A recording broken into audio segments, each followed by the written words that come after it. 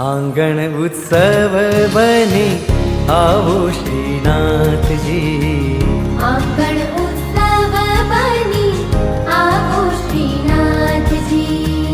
संगे सोहे रूड़ा, संगे सोहे रूड़ा यमुने महारानी जी, आंगण उत्सव बनी आओ श्रीनाथ जी, आंगण उत्सव बनी आओ श्रीनाथ जी। व्रजनानंद लाला राधा वरवाला, गोवर्धन नाथ प्रभु करूं कालावाला, व्रजनानंद लाला राधा वरवाला, गोवर्धन नाथ प्रभु करूं कालावाला। श्री जी आ विनती मारी, श्री जी आ विनती मारी करजो स्वीकार जी, आंगण उत्सव बनी आओ श्रीनाथ जी, आंगण उत्सव बनी आओ श्रीनाथ जी।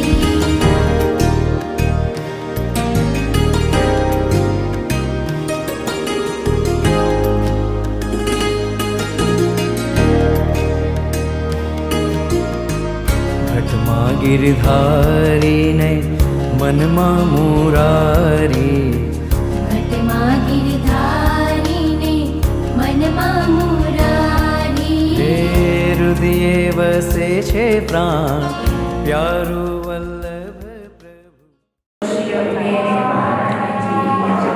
परम पूज्य श्री जी, पूज्य शिवराचार्य दादा एवं मारा वाला वैष्णवो, खूब ज आनंदની અનુભૂતિ થઈ રહી છે કે પુનઃ એકવાર આપ બધા સાથે સત્સંગ કરવાનો અવસર મળ્યો ફાગુનના દિવસોમાં।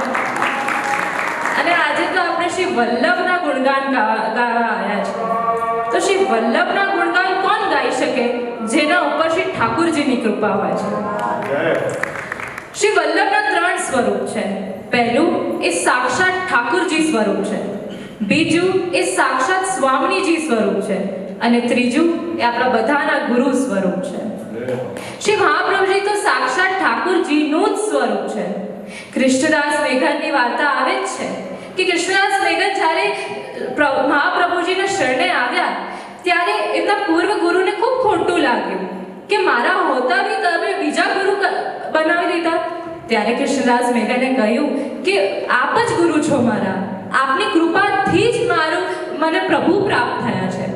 ત્યારે કૃષ્ણદાસ મેઘને કહ્યું કે હું કેવી રીતે માનું કે તારો વલ્લભ એ ઠાકુરજી સ્વરૂપ છે। ત્યારે કૃષ્ણદાસ મેઘને કહ્યું કે આપ જે કહો એ પ્રમાણ આપો। ત્યારે એ ગુરુએ કહ્યું કે આ સામે અંગીઠી પડી છે એમાં જે અંગારા છે એ હાથમાં લઈને પ્રમાણ આપ। ત્યારે કૃષ્ણદાસ મેઘને એ અંગારાને હાથમાં લઈ અને પ્રમાણ આપ્યું।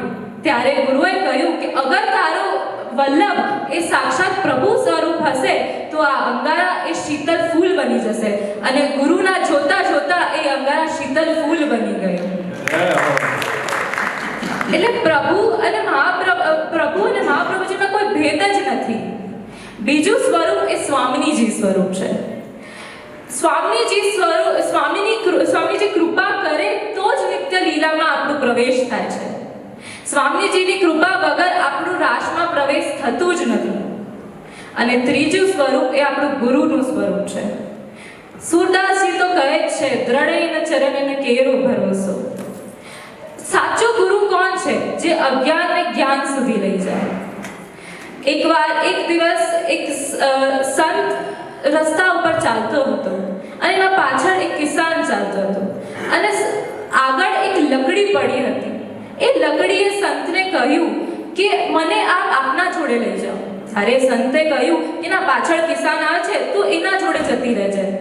ત્યારે લકડીએ કહ્યું કે અગર હું કિસાન જોડે જઈશ તો એ મને એની વાઈફને આપી દેશે અને એની વાઈફ એ ચૂલામાં જલાઈ દેશે મને અને એ રાખ બની એના જૂઠા વાસણો ધોશે। ત્યારે ગુરુએ કહ્યું કે અગર હું તને લઈ જાઉં તો?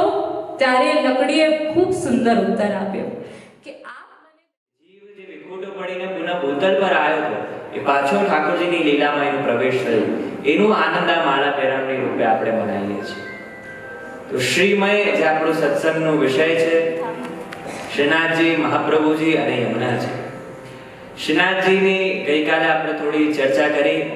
મને એવું પર્સનલી લાગે છે કે પાછું કેવળ શ્રીનાથજીના ગુણગાન કરવા માટે પાછું આવવું પડશે, કારણ કે શ્રીનાથજીના ગુણગાન તો આટલું અગાધ આપનું ચરિત્ર છે, એનું 1% પણ આપણે ગઈકાલે કંઈ શ્રવણ ના કરી શક્યા.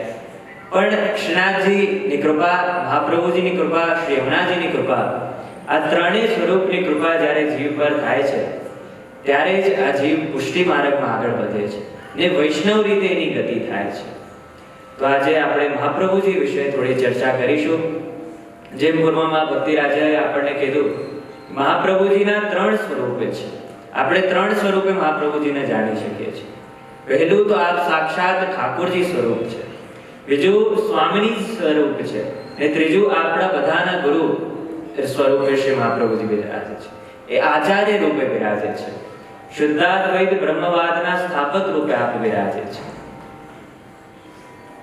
શ્રી મહાપ્રભુજીની ચર્ચા આપણે વલ્લભ સાખીમાં પણ કરી હતી. લાસ્ટ ટાઈમ અમે જ્યારે અહીંયા આવ્યા હતા ત્યારે વલ્લભ સાખીના માધ્યમથી આપણે મહાપ્રભુજીને જાણ્યા હતા. અષ્ટસખા દ્વારા એમની દ્રષ્ટિથી પણ આપણે મહાપ્રભુજીને ઓળખી શકીએ છીએ. ને ગોસાઈજીની કૃપા આપણી ઉપર જે થઈ છે એ સર્વોત્તમ સ્તોત્ર દ્વારા આપણે મહાપ્રભુજીને જાણી શકીએ છીએ. પ્રથમ શ્લોકમાં આપ સમજાવે છે કે પ્રાકૃત ધર્માનાશ્રયમાં પ્રાકૃત ને કિલે ધર્મ રૂપમિતિ નિગમ પ્રતિપાદ્યમ યત તચ્છુદ્ધમ સાકૃતિ સ્તવમિ. આપ આજ્ઞા કરે છે કે મહાપ્રભુજીનું સ્વરૂપ એ અપ્રાકૃત છે, આપણી જેમ પ્રાકૃત નથી. જેમ પ્રકૃતિના ગુણો છે, સત્વ રજ તમ જે ગુણો છે, એ મહાપ્રભુજી આપ અલૌકિક ગુણથી વિદ્યમાન છે. આપનામાં અલૌકિક ગુણ બિરાજે છે, આપણી જેમ લૌકિક ગુણ નથી બિરાજતા. એટલે મહાપ્રભુજી પુનઃ લીલામાં પધાર્યા તો સદેહ પધાર્યા. આપણે તો દેહ છોડીને જઈએ, પણ મહાપ્રભુજી ગુસાઈજી આપ સદેહ પધાર્યા. આપનું લૌકિક સ્વરૂપ નથી, અલૌકિક સ્વરૂપ છે, અપ્રાકૃત છે ને નિગમમાં પ્રતિપાદિત સ્વરૂપ છે. નિગમ એટલે વેદ. ભવિષ્ય પુરાણમાં પણ શ્લોક આવે છે, વર્ણન આવે છે. અગ્નિ દ્વિજોચાર્ય એ જે આગળ શ્લોક આવે છે, મહાપ્રભુજી અને ગુસાઈજી બંને આપ પુરુષોત્તમ સ્વરૂપ છે. તેમને આપણે ભગવાન નથી કહી દેતા, આપણે પુષ્ટિ માર્ગમાં છે એટલે મહાપ્રભુજી ઠાકોરજી રૂપ એવું નથી. પણ વેદોમાં, પુરાણમાં જે કોઈ વૈષ્ણવે તો લખ્યા નથી, એ તો વેદ વ્યાસજીએ લખ્યા છે. ને મહાપ્રભુજીનું પ્રાગટ્ય થયું એની હજારો વર્ષો પહેલા આ બધા વેદ લખાયા છે. તો નિગમ પ્રતિપાદ્ય એવા સાક ગિરધારી રે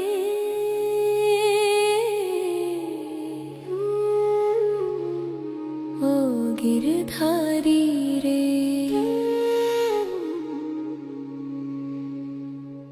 राधा रानी के प्रिय गिरधारी रे बिज की गली गली तेरा नाम बसे